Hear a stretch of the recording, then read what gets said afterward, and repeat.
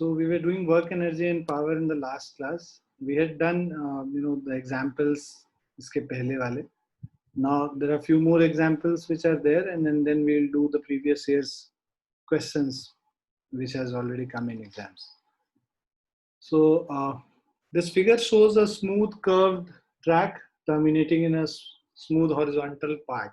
So यहाँ पे पूरा there is no friction in this whole part. A spring of spring constant 400. So यहाँ पे जो K का value है, this is 400 Newton per meter, is attached to at one end of a wedge fixed rigidly with a horizontal part. A 40 gram of mass, M is equal to 40 gram. इसको convert करेंगे 0.04 kg हो जाएगा. Is released from rest at a height h is equal to 4.9 meter on the curved track. Find the maximum compression of the spring. तो ये जो जैसे जैसे नीचे आएगा, नीचे आने पे इस पॉइंट पे जब आएगा तो ये टोटल जो पोटेंशियल एनर्जी है, यहाँ पे बस पोटेंशियल एनर्जी, यहाँ पे पोटेंशियल एनर्जी 0, ठीक है, यहाँ पोटेंशियल एनर्जी mgh है. ये सारा पोटेंशियल एनर्जी जो है किसमें कन्वर्ट हो गया, काइनेटिक एनर्जी में कन्वर्ट हो गया. So potential energy has converted into kinetic energy. उसके बाद ये ब्लॉक इधर जाएगा और इस मतलब सेम काइनेटिक एनर्जी से जाके इससे टकराएगा. इससे जब टकराएगा तो इसमें कंप्रेशन मान लो x होता है, वो क्या चीज में कन्वर्ट हो जाएगा, इलास्टिक पोटेंशियल एनर्जी में कन्वर्ट हो जाएगा. सो इवेंचुअली ये तो देखो ये एक इंटरमीडिएट स्टेप है. तो तुम सीधे ये कर सकते हो कि ये जो टोटल ग्रेविटेशनल पोटेंशियल एनर्जी है, ये elastic potential energy half kx² में कन्वर्ट हो गया. Do you understand? See, this gravitational potential energy gets converted into kinetic energy, and then kinetic energy converts into elastic potential energy. So, if you take it this way, so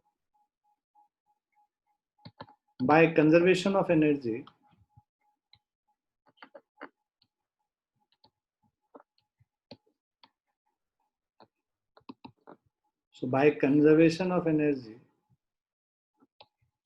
gravitational potential energy is equal to kinetic energy. So this is equal to elastic potential energy. So gravitational potential energy mgh is equal to half kx². Maximum compression x का value निकालना है. x² is equal to 2 mgh upon k. So this is 2 into mass 0.04, g 9.8, h 4.9 divided by k, that is 400. So this will give x is equal to, ये देखो 2 into 4.9 9.8 9.8 हो गया. x² is 9.8 square, 0.04 है 0.2 का square और 400 है 20 का square. So x is equal to 9.8 into 0.2 divided by 20. So basically ये 0.098 मीटर हो गया, 9.8 सेंटीमीटर.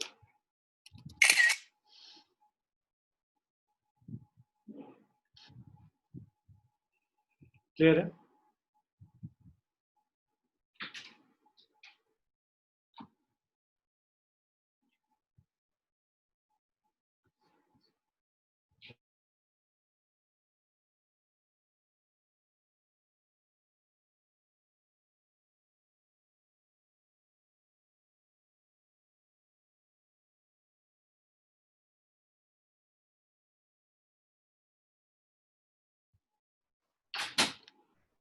लिख लिया? Yes, sir.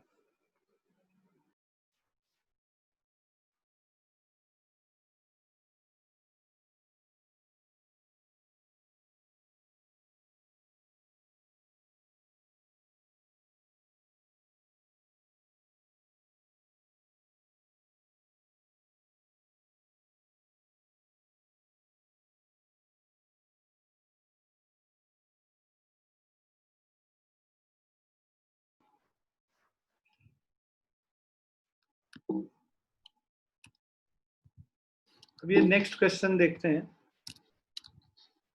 ये क्वेश्चन कह रहा है कि this figure shows the loop track of radius R. A car without engine starts from a platform at a height h above the top of the loop. तो इस loop के highest point से h height पे, so ये जो है h height पे हम लोग बेसिकली एक कार स्टार्ट करता है यहाँ पर से। तो ये क्या है, पहले ये पाथ लेगा along the incline, फिर यहाँ आएगा, यहाँ पर आके ये basically it will go around this in a circular path. तो हमें क्या निकालना है, मिनिमम वैल्यू ऑफ h निकालना है। मिनिमम वैल्यू ऑफ h के लिए यहाँ पे स्पीड भी मिनिमम होगा और यहाँ पे बेसिकली वो जो नॉर्मल रिएक्शन है, नॉर्मल रिएक्शन ऑलमोस्ट जीरो हो जाए, ठीक है, क्योंकि मिनिमम स्पीड से जा रहा है तो यहाँ नॉर्मल रिएक्शन ऑलमोस्ट जीरो हो गया। जो इसका वेट होगा mg, राइट, वो mg इसको सेंट्रीपिटल फोर्स प्रोवाइड कर रहा होगा। So mg is equal to mv square upon r, so that means v square is equal to gr हो गया। पहले यहाँ पे जो वेलोसिटी v है वो हमने निकाली, ठीक है। इस पॉइंट पे वेलोसिटी हमें पता चल गया। अब ये जो पॉइंट है, अगर इसको हम लोग मान लेते हैं height eight which potential energy is zero, तो जो हमारा रेफरेंस हाइट है, जहां से सारे हाइट्स मेजर करेंगे, यहाँ से मेजर करेंगे, क्योंकि इस लाइन पे पोटेंशियल एनर्जी जीरो है। तो ये जो पॉइंट है, इस पॉइंट पे कार स्टार्ट हुआ है, इस पे बस पोटेंशियल एनर्जी रहा होगा, वो किसके बराबर रहा होगा, mgh के बराबर। ये पोटेंशियल एनर्जी इस पॉइंट पे आया तो काइनेटिक एनर्जी में कन्वर्ट हो गया half m v not square में, और फिर वो काइनेटिक एनर्जी फिर से वापस यहाँ पे आया, तो है ना, it lost some amount of kinetic energy and gained potential energy। यहाँ पे तो potential energy नेगेटिव में चला गया, क्योंकि ये जीरो है तो इससे नेगेटिव में चला गया, राइट। ये गेन किया और यहाँ पे पोटेंशियल एनर्जी जीरो है तो बस काइनेटिक एनर्जी है which is equal to half mv square. अब हम लोग ये जो पॉइंट है A और ये जो पॉइंट है B, इन दोनों पे एनर्जी कंजर्व करते हैं ना, इनिशियल और बिल्कुल फाइनल पोजीशन पे। So by conservation of energy we have potential energy at A is equal to kinetic energy at B. Potential energy at A is mgh, kinetic energy at B is half mv square, v square gr के बराबर है, तो half mgr हो जाएगा। m और m cancel हो गया, तो हाइट h है is equal to 1/2 gr divided by g, sorry by g, g और g कैंसिल हो गया, this is r/2. So the height of the platform has to be equal to half the radius. Clear बच्चों?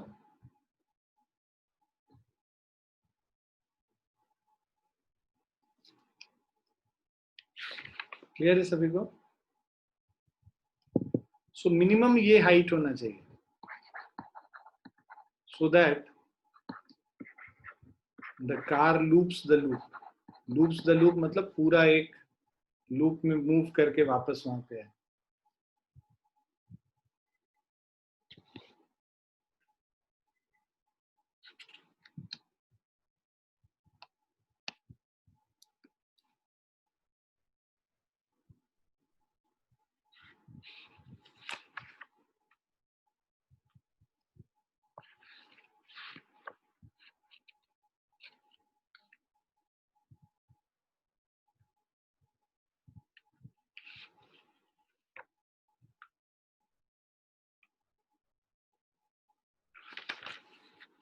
Clear है बच्चों?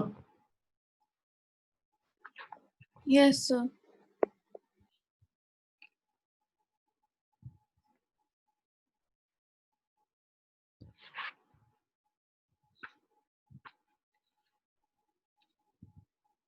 लिख भी लिया सभी ने?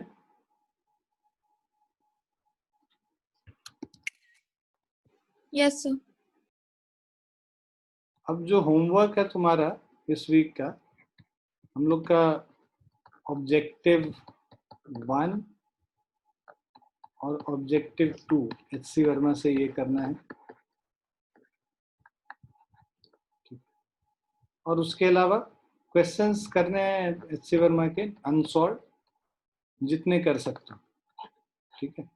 कुछ उसमें डिफिकल्ट क्वेश्चंस भी हैं, जो नहीं बनेंगे वो मेरे से पूछ लेना, तो मैं बता दूंगा तुम्हारे मतलब नीट के लेवल पे करने के लिए जरूरत है कि नहीं। तो बाद के जो क्वेश्चंस होते हैं, कुछ जो बहुत डिफिकल्ट होते हैं वो नहीं करने, बट जो बेसिक वाले क्वेश्चंस हैं वो सारे करने हैं, है ना? ठीक है बच्चों? ठीक है सर.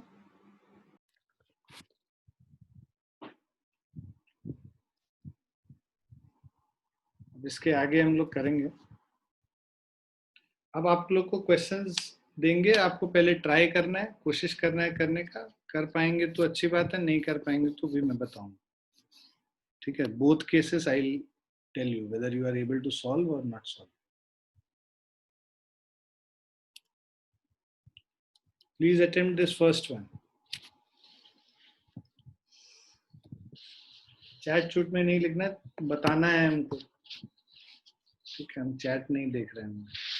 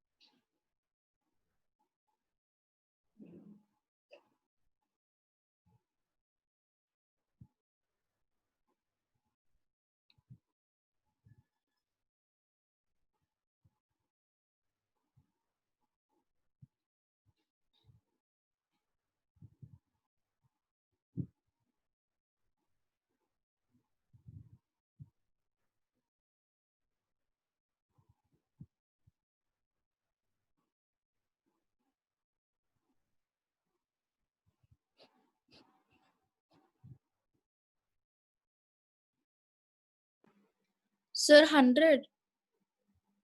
100 आंसर।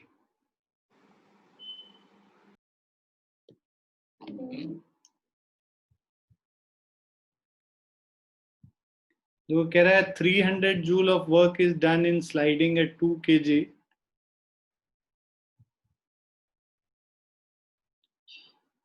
सो एक 2 kg का ब्लॉक है, m is equal to 2 kg block up an inclined plane of height 10 metre. तो ये जो टोटल हाइट है h is equal to 10 metre हो गया। The work done against friction हमें निकालना है। So work done against friction निकालना है। हमें पता है total work done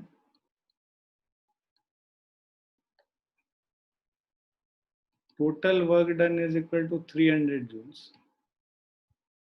Gain in potential energy is equal to mgh. This is 2 into 10 into 10.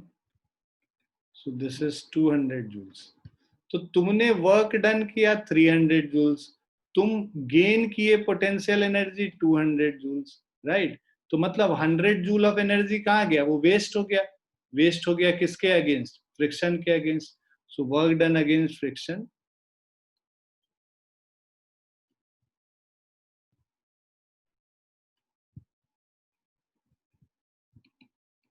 Is equal to 100 joules. या ऐसे भी कर सकते हो, वर्क डन. एक तो तरीका जो मैंने समझाया, दूसरे तरीके से work done is equal to change in potential energy, net work done. So net work done is work done by external force minus work done by friction is equal to change in potential energy. Change in potential energy 200 joules hai. So this will give external force is 300 joule minus work done by friction is 200 joules. So that is work done against friction is 100 joules. 300 minus 200. So 100 joule is the answer. Option 2 is the answer. Clear है बच्चों? Yes, sir. लिख लिया सभी ने? Yes, sir.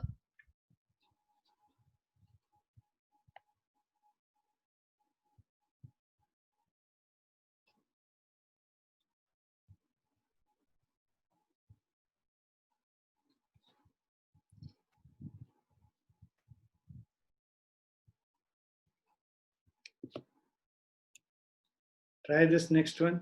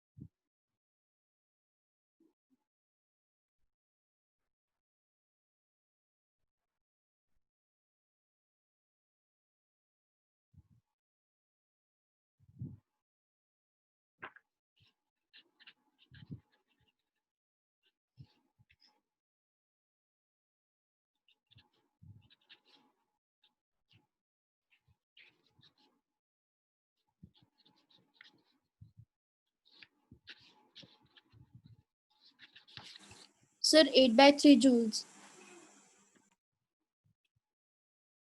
हाँ सही है.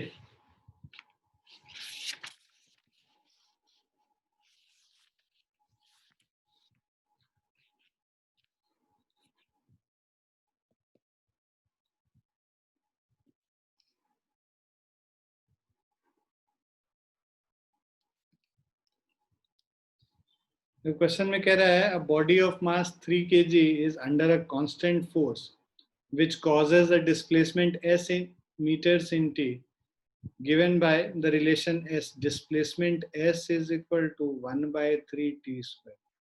Work done by the force in 2 seconds. तो ऐसा क्वेश्चन हम लोगों ने कल भी किया था भाई. Velocity is equal to ds upon dt. So इसको डिफरेंशिएट कर दोगे 1 by 3 differentiation of T square with time.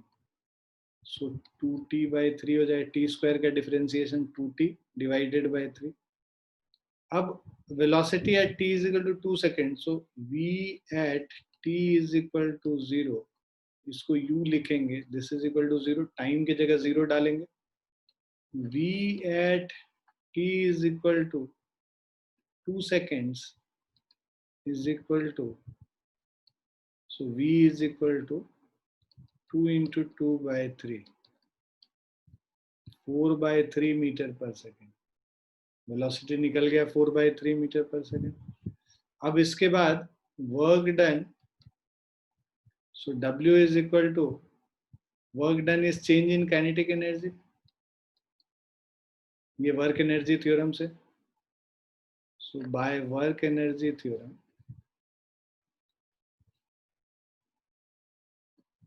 work done is change in kinetic energy. So work done is final kinetic energy minus initial kinetic energy.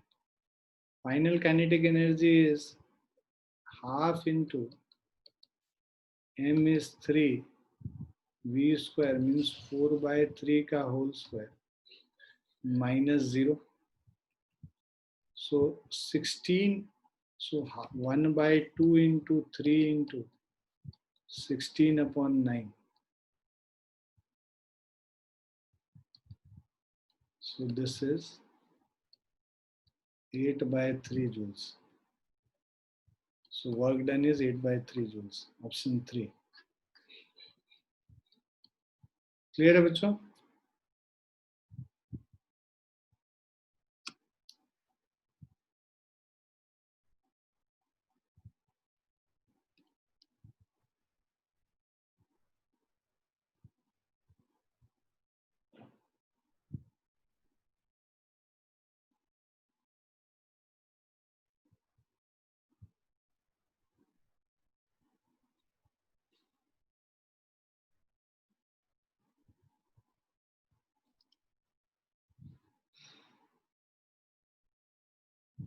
लिख लिया सबने?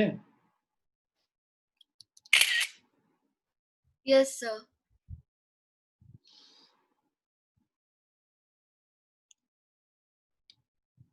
Next question try कीजिए.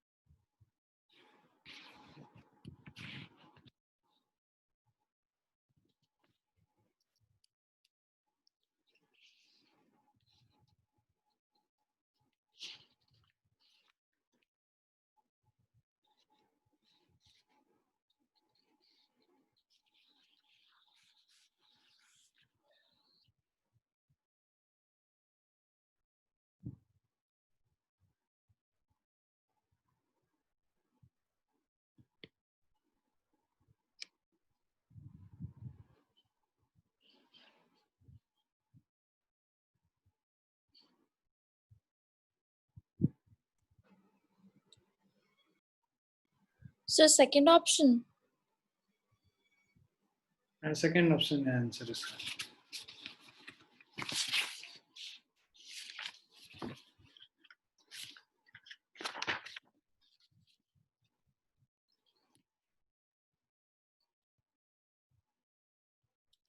जो question कह रहा है vertical spring with spring constant K is fixed on the table.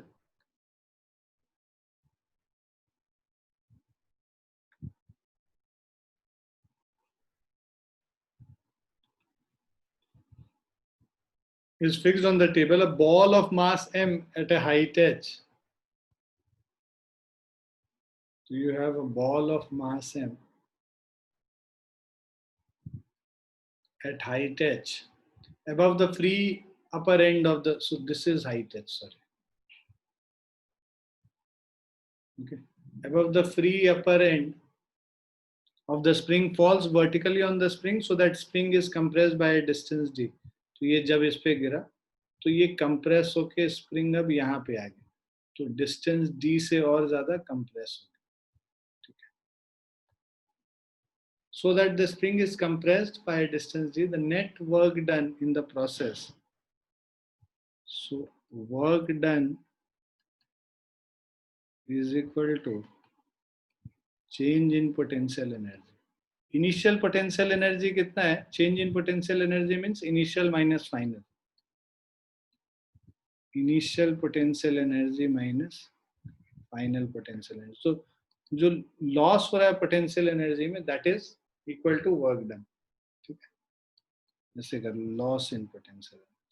So initial potential energy था हमारा, इस point पे अगर हम potential energy zero मानते हैं, तो initial potential energy, gravitational potential energy अगर जीरो मानते हैं इस लाइन पे, तो इससे कितना हाइट है, ये h प्लस डी हो जाएगा. तो mg h plus D minus of final potential energy, जो यहाँ पे बस स्प्रिंग के वजह से पोटेंशियल एनर्जी होगा, minus of half k into D square. So this is the work done. Basically जो स्प्रिंग का पोटेंशियल एनर्जी है वो फाइनल पोटेंशियल एनर्जी है, ग्रेविटेशनल पोटेंशियल एनर्जी जो था वो इनिशियल पोटेंशियल एनर्जी था. तो potential energy at let's say A and at B, the difference we have to find. So here the gravitational potential energy is zero finally. So initially there was only gravitational potential energy. Finally we have only elastic potential energy. And difference between them is the work done in the process. Clear है?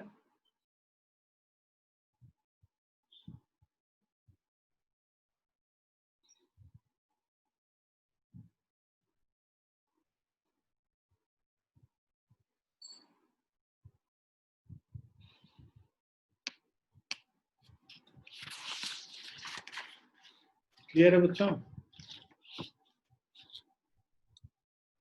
Yes, sir.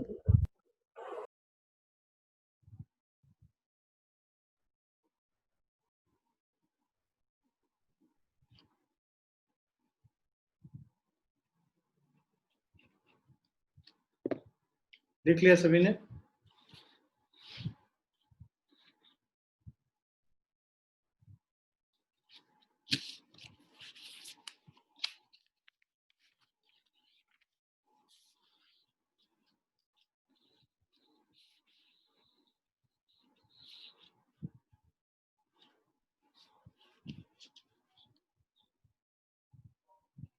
लिख लिया सभी ने?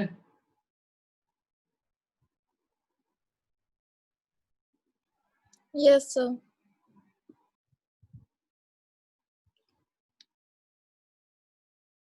Please do the next one.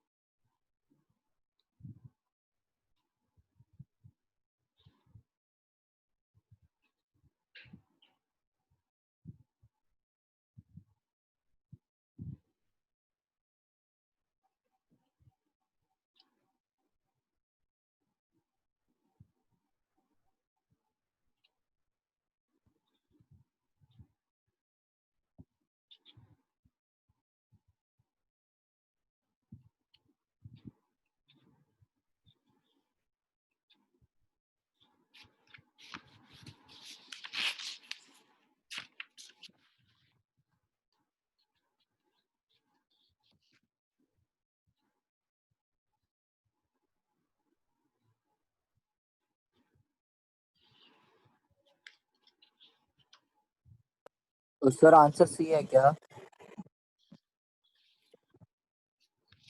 हाँ, option 3 है।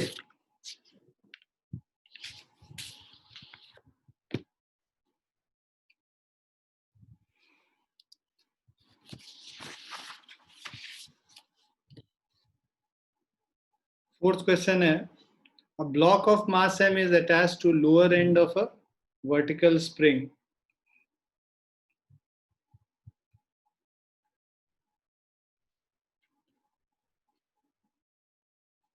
So इसका mass m है, is attached to lower end of a vertical spring. The spring is hung from a ceiling and has a constant value k. तो इसका force constant k है, spring constant. The mass is released from rest with the spring initially unstressed. तो यहाँ पर से release किया, उस समय स्प्रिंग अनस्ट्रेस्ड था. The maximum extension produced in the length of the spring will be, बाद में let's say ये मास इधर आ गया, so जो एक्सटेंशन है वो स्प्रिंग में let's say x है. तो this is loss in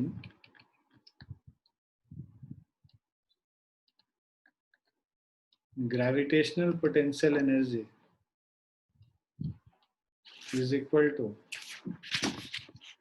gain in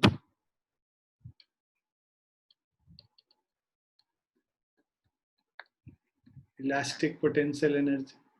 gravitational potential energy में कितना लॉस हुआ है, mg इंटू एक्स हुआ है, और gain in elastic potential energy क्या है, हाफ के एक्स स्क्वायर. एक एक्स कैंसिल हो गया, x is equal to 2mg upon k. So this is the maximum extension. So answer is option 3, 2mg by k.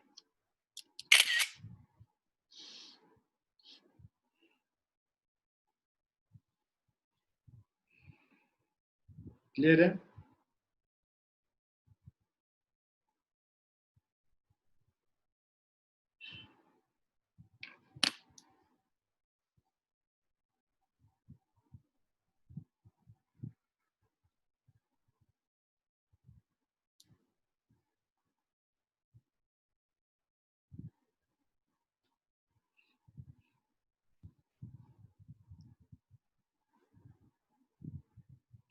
लिख लिया सबने?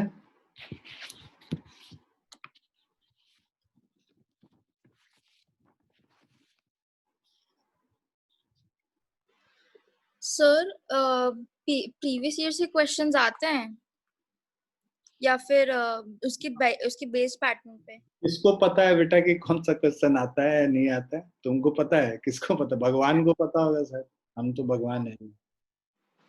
अरे मतलब सर, मतलब उनके पैटर्न सेम होगा ना, पैटर्न सेम होगा, क्वेश्चन रिपीट होता है, वैल्यूज चेंज हो जाते हैं, कॉन्सेप्ट सेम होता है, इसीलिए इसको किया जाता है प्रीवियस ईयर. Okay sir.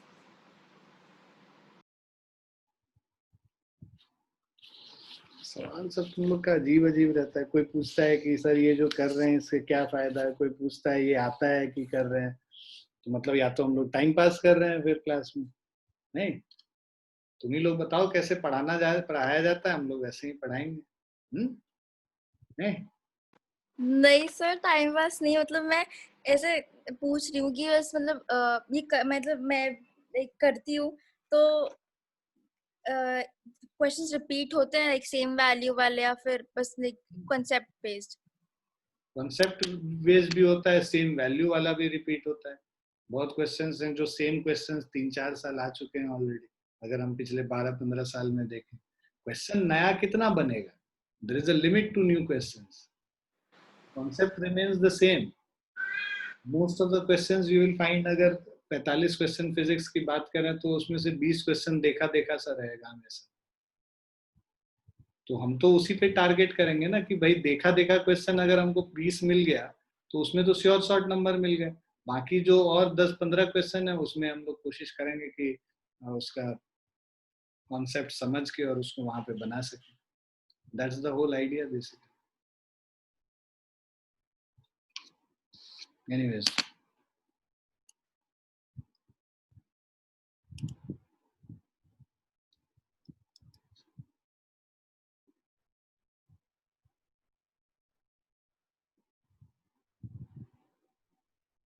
अभी तुरंत तुमको एग्जाम्पल बताएंगे कैसे। ये क्वेश्चन एक आया और एक इसी के जैसा क्वेश्चन अभी सेम, यहाँ पे तो तुमको फॉर्मूला डिराइव करने के लिए पूछा गया है और दूसरे में तुमको वैल्यू निकालने पूछा गया है। अभी जस्ट फिफ्थ क्वेश्चन और सेवेंथ क्वेश्चन जो हम डिस्कस करेंगे तुमको उसका एग्जाम्पल मिल जाएगा कि सेम आता है या नहीं आता और हम क्यों ये चीज कर रहे हैं।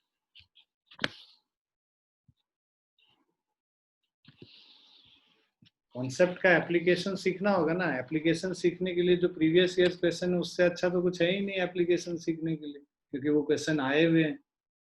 हम कुछ भी करा दें वो आएगा ही नहीं, उससे क्या मतलब।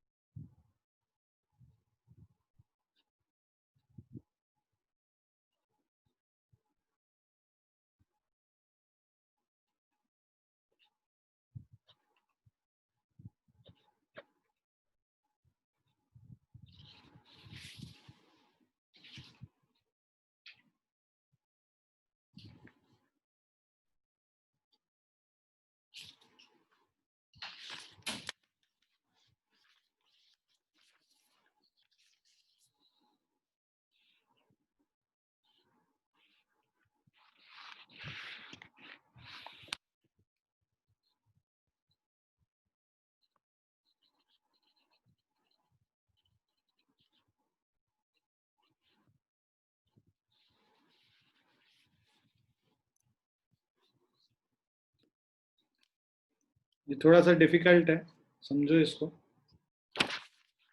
क्वेश्चन सेज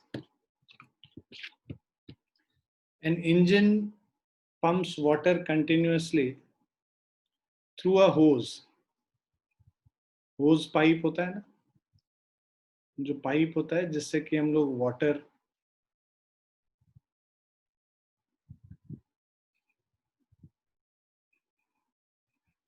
पंप के थ्रू, जिसके थ्रू हम लोग निकलता है जो पाइप के थ्रू, उसको होज पाइप कहते हैं। So engine pump water continuously through a hose, water leaves the hose with a velocity v। तो यहाँ पर जो वाटर लीव कर रहा है this is with a velocity v। Now and mass m is the mass per unit length. तो मान लो total जो होज का लेंथ है वो l है और टोटल मास अगर इसके अंदर m है तो total mass m divided by l is equal to small m, right. So जो टोटल मास इसमें से निकल के आ रहा है this is equal to mass per unit length into l length. मतलब मास पर यूनिट लेंथ जो है m, उसको पूरे लेंथ को मल्टीप्लाई कर देंगे उससे जो होस पाइप का लेंथ है, तो टोटल मास जो पानी का गया होगा वो निकल के आ जाएगा। Now what is the rate at which kinetic energy is imparted to the water? Rate at which means kinetic energy divided by time is rate at which kinetic energy is imparted. Clear है? So rate at which kinetic energy is imparted is equal to kinetic energy by time t। Kinetic energy हो जाएगा half into total mass m जो flow किया है और v उसका velocity जो है half mv square, right. So half mv square upon time t। So this is half into ये total mass m into l हो गया divided by t into v square. अब l by T length by time जो होता है this is half into mass per unit length, l by T क्या है velocity है तो v क्यूब हो जाएगा। सो बेसिकली जो ये rate of at which kinetic energy is imparted. So this will be equal to half mv cube. So this is option 2.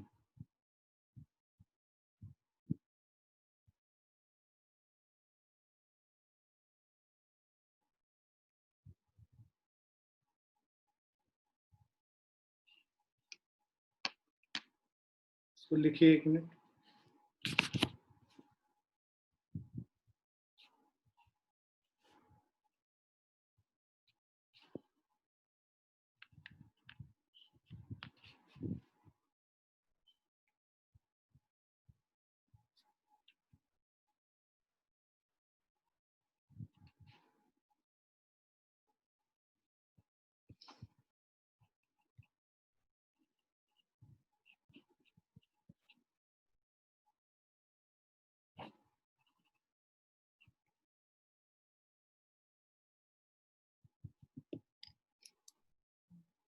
Clear है बच्चों?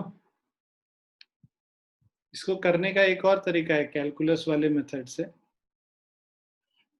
मान लो ये होज पाइप है, इससे v वेलोसिटी से वाटर निकल रहा है, तो हम लोग dx विड्थ का एक छोटा सा एलिमेंट कंसिडर करते हैं.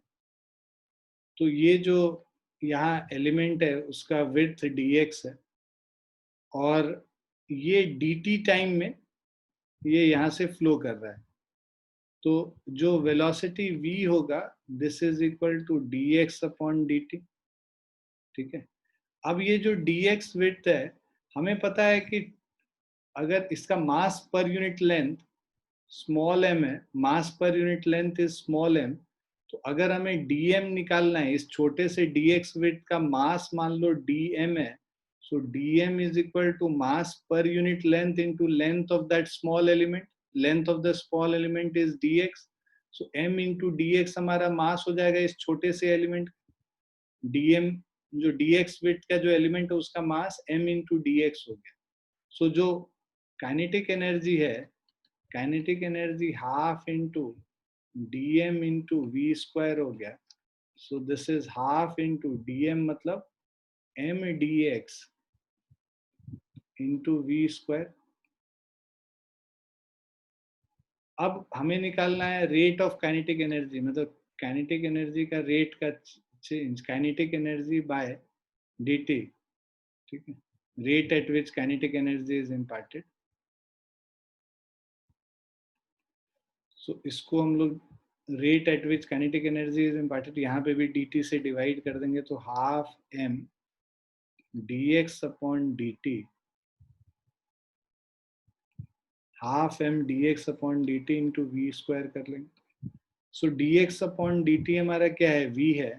सो this is half m into v cube हो गया. ठीक है. सो this is rate at which kinetic energy is imparted.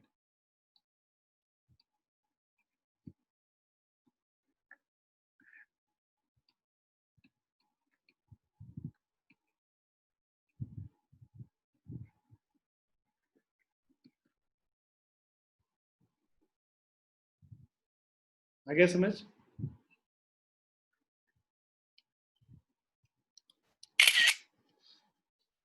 आया तुम लोग को समझ?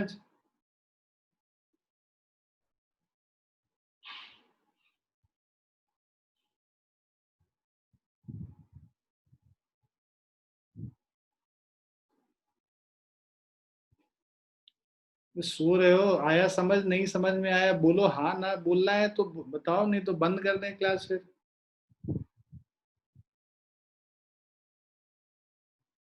Did you guys understand it?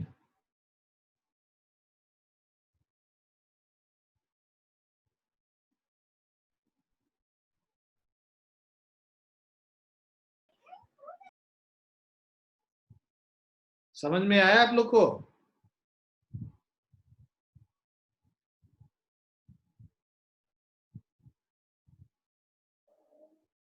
Serena है आप? सरीना, दिव्यांशी, सिद्धांत, नंदिनी?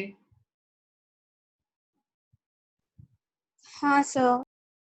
समझ में आया? जो कितनी बारी पूछ रहे हैं तो हाँ ना बताओ ना. मतलब आई डोंट अंडरस्टैंड, मतलब 10 बारी पूछ लिया मैंने कि समझ में आया नहीं आया. You're not interested.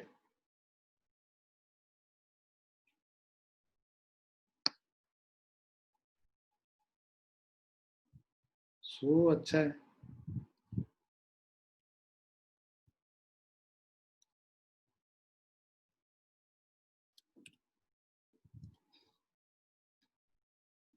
Now I was talking about the same thing. अभी यहाँ पे देखिए फिफ्थ वाला क्वेश्चन जो अभी हम लोगों ने किया और सेवेंथ वाला क्वेश्चन पढ़िए.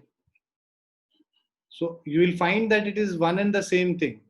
See, an engine pumps. So that fifth question had come in 2009 और ये वाला जो क्वेश्चन है 2010 में आया था. जस्ट नेक्स्ट ईयर ही आया था.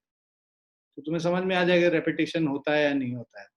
So engine pumps water through a hose pipe.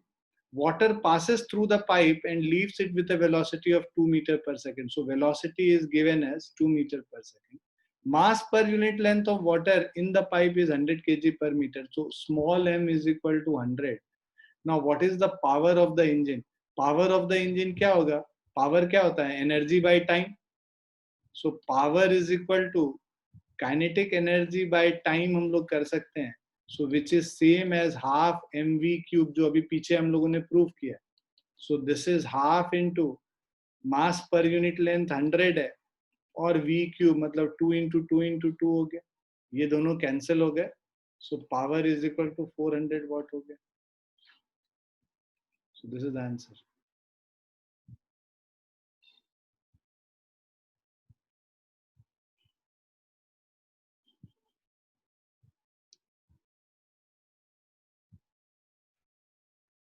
हाँ जी नंदिनी, आया समझ में repetition?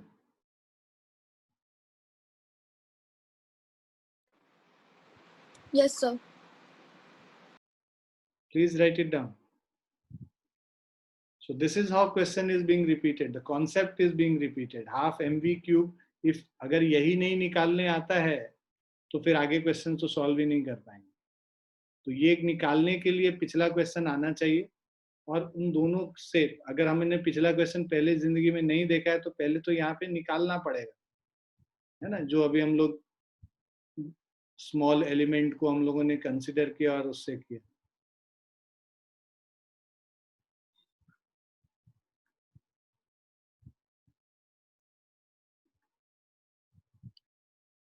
Please right this down.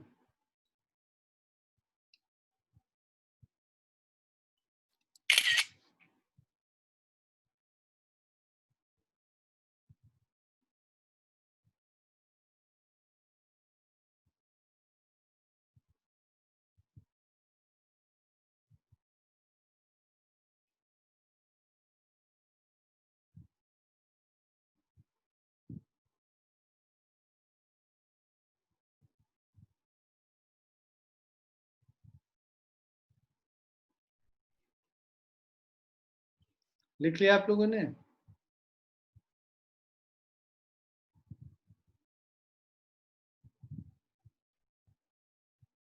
लिख लिया बच्चों? Yes, sir. सिक्स्थ वाला कीजिए आप.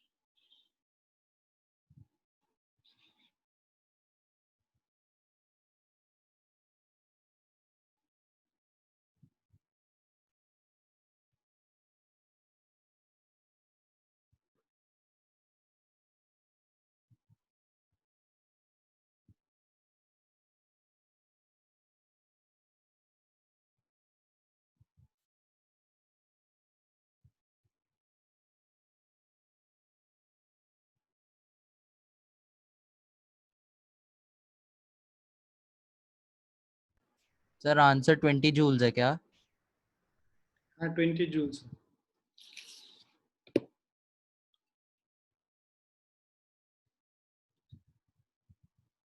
So body of mass 1 kg is thrown upward with a velocity 20 meter per second. So let's say we have this body which has a mass m is equal to 1 kg, is thrown upward with a velocity 20 meter per second.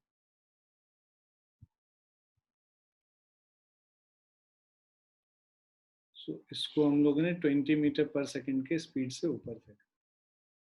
It momentarily comes to rest after attaining a height of 18 meters. So height attained is 18 meter when we throw it.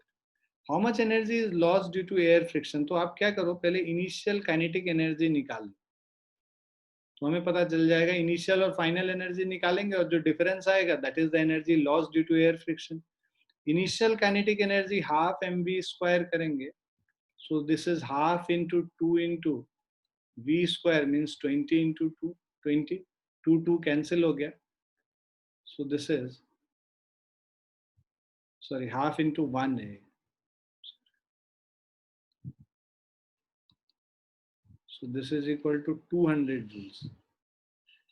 So this is our initial kinetic energy.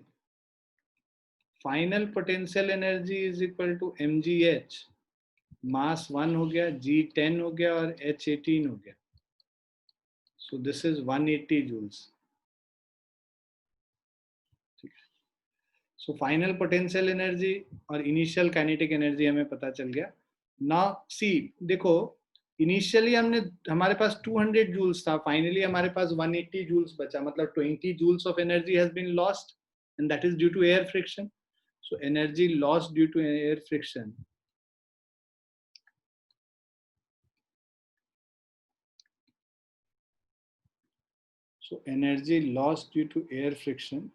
is equal to initial kinetic energy minus final potential energy. So initial kinetic energy is 200 joules minus final potential energy is 180 joules. So this is 20 joules. So energy lost due to air friction is 20 joules.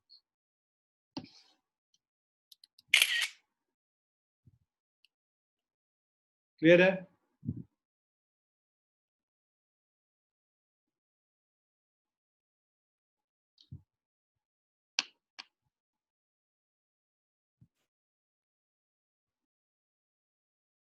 लिख लिया आप लोगों ने? Yes, sir.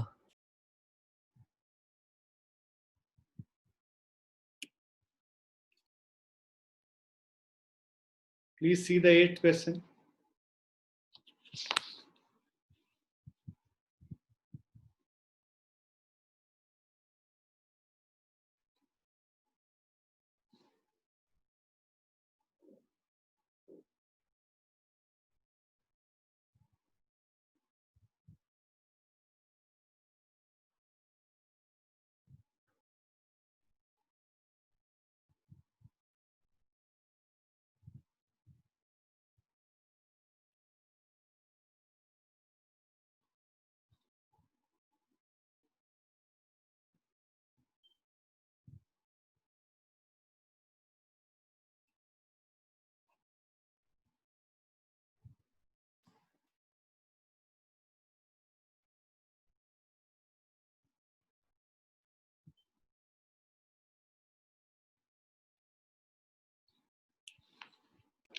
Sir, second option.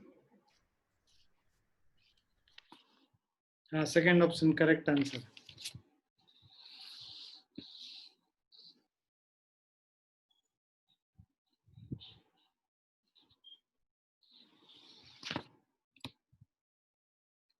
देखो question क्या कह रहा है. The potential energy of a system increases if work is done. तो मान लो तुम एक एग्जाम्पल ले लो, राइट? तो अगर तुम ग्रेविटेशनल पोटेंशियल एनर्जी की बात करते हो तो ग्रेविटेशनल पोटेंशियल एनर्जी इंक्रीज कब करता है? When work is done by the system against a conservative force. Conservative force क्या है? Conservative force gravitational force यहाँ पे. So gravitational force के अगेंस्ट आप वर्क करोगे सिस्टम, तभी तो इंक्रीज इन पोटेंशियल एनर्जी होता है ना. सो पोटेंशियल एनर्जी का जो इंक्रीज होगा of a system will always increase when the work is done by the system against a conservative force. Non conservative force तो होगा ही नहीं, ये दोनों तो हटा दो. सिस्टम के ऊपर अगर तुम वर्क डन कर रहे हो अपॉन द सिस्टम, तो वर्क डन अगर आप सिस्टम के ऊपर कर रहे हैं तो that is not stored as potential energy. ठीक है. So if you are doing, if the system is doing some work, then that is stored as potential energy. Potential energy of a system increases if work is done by the system against a conservative force. Clear है?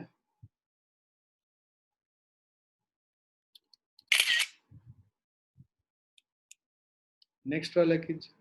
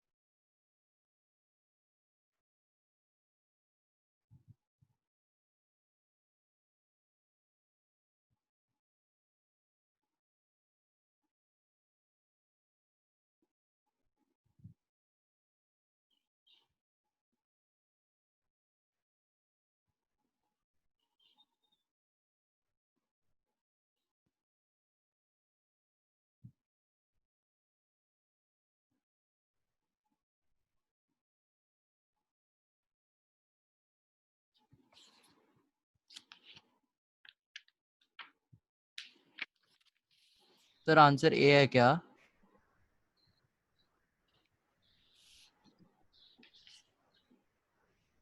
नहीं, ये नहीं है.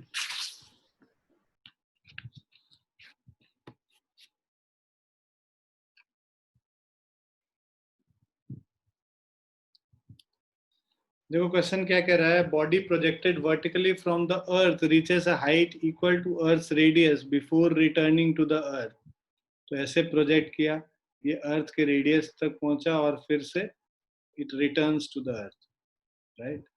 अब आपको यहाँ पे the power exerted by the gravitational force is equal to, तो ग्रेविटेशनल फोर्स का जो पावर है एक्सर्टेड बाय ग्रेविटेशनल फोर्स, तो देखो ग्रेविटेशनल फोर्स इधर है, यहाँ पे वेलोसिटी इधर है.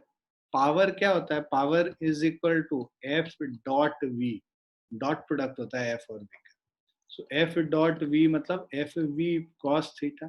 यहाँ पे फोर्स इधर है, वेलोसिटी इधर है, तो इनके बीच में एंगल कितना है? 180 डिग्री है. तो यहाँ पे पावर क्या होगा? मिनिमम होगा, नेगेटिव होगा. और यहाँ पे फोर्स इधर है, वेलोसिटी भी इधर है, ग्रेविटेशनल फोर्स नीचे, वेलोसिटी भी नीचे, तो सेम डायरेक्शन है. तो यहाँ पे थीटा कॉस थीटा कितना हो जाएगा? 1 हो जाएगा. तो मैक्सिमम पावर कब होगा? At the instant just before the body hits the earth. Highest position पे तुम कैसे निकाल रहे हो? हाईएस्ट पोजीशन पे तो 0 हो जाएगा पावर.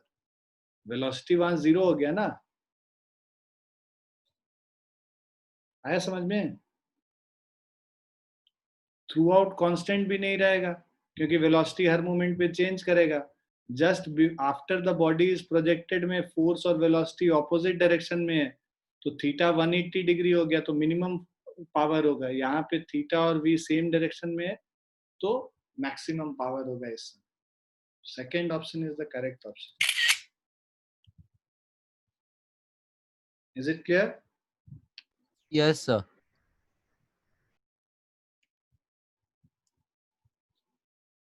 10th वाला बताइए.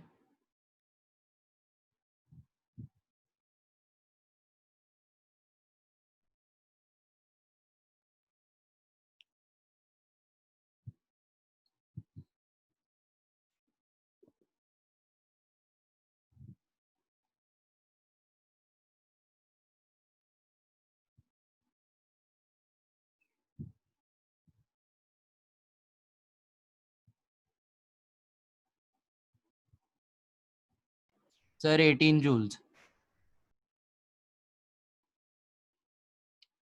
18 जूल गलत गलत आंसर है।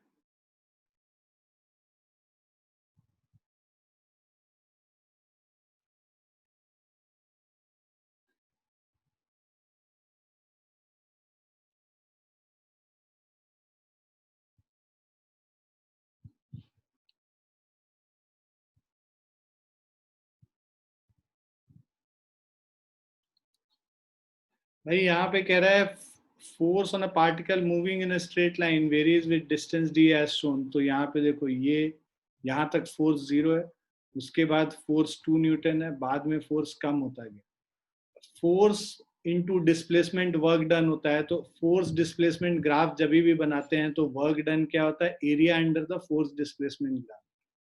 So work done is equal to area into area,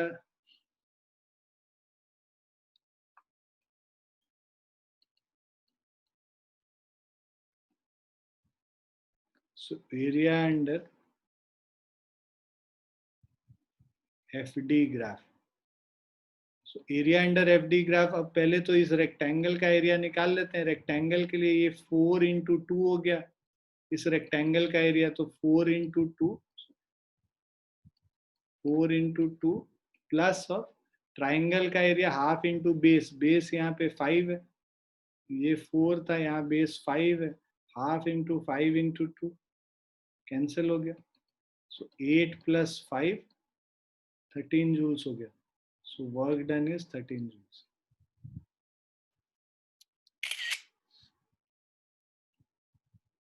is it clear? Yes, sir.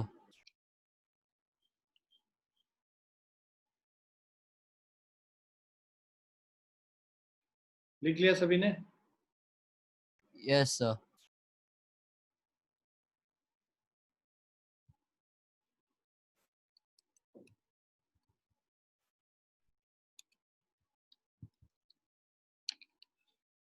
Next question है, अब ये कह रहा है potential energy of a particle in a force field is given as U is equal to A by R square minus B by are.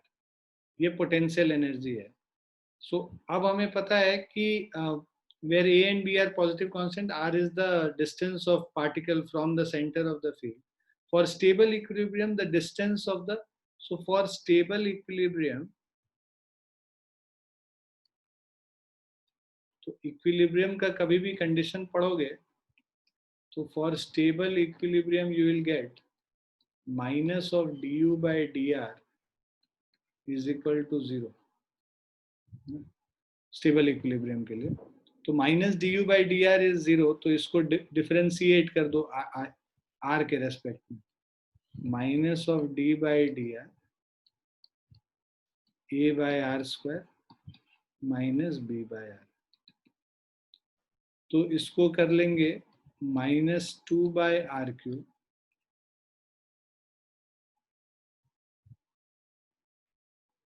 Minus of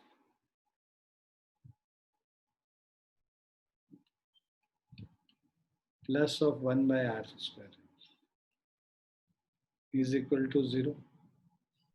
ठीक है, तो -2a by R cube plus b by R square हो गया is equal to 0।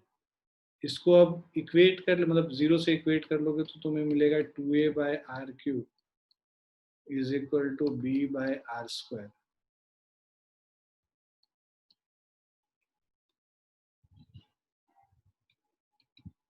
r is equal to 2a by. So this was a new thing which we have done. So for stable equilibrium, minus du by dr is equal to 0 होता है, ये कर लेना। ये concept है basically जिसपे कि ये बेस्ड क्वेश्चन है। सो हमें निकालना था वो डिस्टेंस जहाँ पे कि स्टेबल इक्विलिब्रियम होगा। So that is at 2a by b।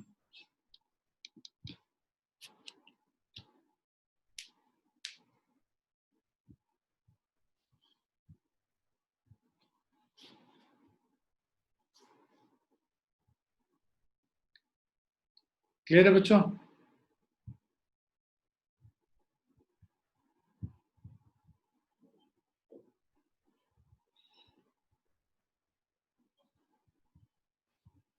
लिख लिया सबने? एक सेकेंड सर.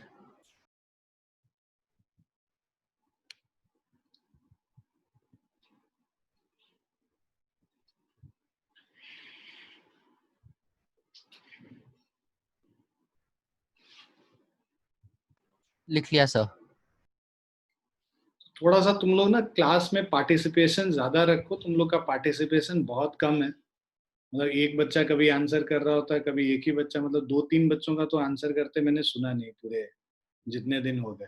शुरू में मैंने ज्यादा कुछ नहीं बोला, but now you guys have already spent some time, you have spent 3 to 4 months now. You are all comfortable with the teachers जो क्लास ले रहे हैं. तुम लोग का जब तक पार्टिसिपेशन खुद नहीं होगा, खुद तुम्हारा जोश मिसिंग होगा, तो फिर कहाँ तुम लोग प्रिपरेशन कर पाओगे. कॉम्पिटिटिव एग्जाम्स के प्रिपरेशन के लिए सबसे ज्यादा जरूरी है कि जो पढ़ा रहा है उस पर भरोसा रखो कि वो तुमको सही दिशा दिखाएगा. सही दिशा दिखाएगा और सही रास्ते पे लेके जाएगा. है ना. You don't need to you know keep on thinking कि whether we are doing right और नॉट. है ना. If you don't trust the teacher then तो सब तो सारा गोबर है. फिर उसके बाद तो जो भी पढ़ाई कर रहे हैं, जो भी कर रहे हैं, उसका कोई मतलब ही नहीं. So first of all, what is needed is trust on the teachers who are taking the classes. You are doing it for the first time. We have been doing it since long. है ना. ऐसा नहीं है कि जिंदगी में पहली बार कोई नीट के बच्चे को पढ़ा रहे हैं या नीट के बच्चे को देख रहे हैं कि किस तरह से वो तैयारी करें. तो you just need to trust on the abilities of the teacher and what they are saying. आंख बंद करके भरोसा करोगे ना, तभी फिर कहीं पे निकलोगे किसी न किसी कॉम्पिटिटिव एग्जाम्स में. जहां ये सब डाउट आने लगा तो तुमको खुद पे भी डाउट होने लगा, तुम्हारा प्रिपरेशन डिरेल हो जाएगा. So just trust on us. और जो बताते हैं, जितना बताते हैं उतना करो. उतना तो पहले करो, अभी तो उतना ही नहीं हो रहा है. ये करके क्या होगा और वो करके क्या होगा वो नहीं समझना है, वो नहीं जानना है.